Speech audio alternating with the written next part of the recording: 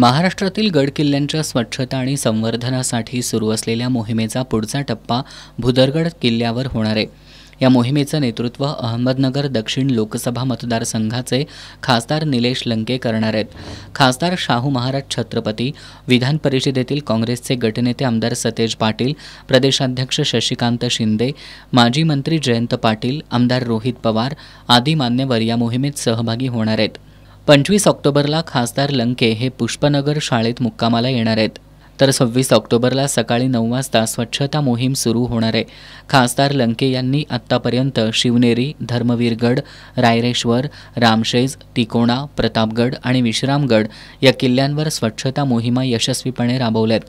आता त्यांनी ऐतिहासिक आणि धार्मिकदृष्ट्या महत्त्वाच्या भुदरगड किल्ल्याची स्वच्छता करण्याचा संकल्प केलाय। भुदरगड किल्ला शिलाहार राजा भोज दुसरा यांनी बांधला असून छत्रपती शिवाजी महाराजांनी त्याला लष्करी महत्त्व दिलं होतं। हा किल्ला सह्याद्रीच्या रांगांमध्ये 3208 फूट उंचीवर आहे। या किल्ल्यावर श्री केदारलिंग, भैरवनाथ, जक्कूबाई अशी प्राचीन देवस्थानं आहेत।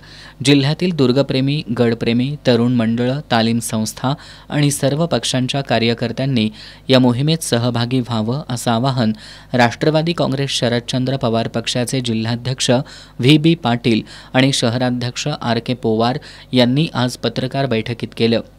या पत्रकार बैठकीला कार्याध्यक्ष ॲडव्होकेट अनिल घाटगे आणि भुदरगडचे तालुकाध्यक्ष धनराज चव्हाण उपस्थित होते।